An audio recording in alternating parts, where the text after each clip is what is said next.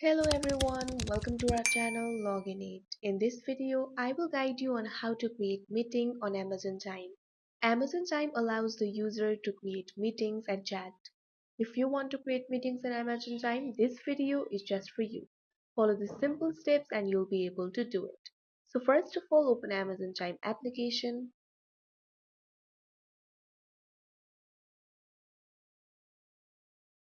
Make sure you're logged into your account.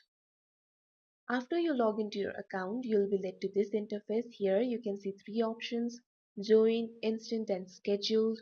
All you have to do is tap on the instant option. Now here you can see the information about the meeting. Here you can see meeting ID.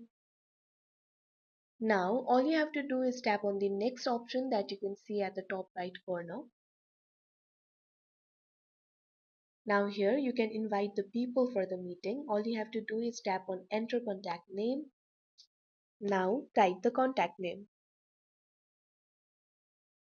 After you type the contact name, your contact will appear. All you have to do is select your contact.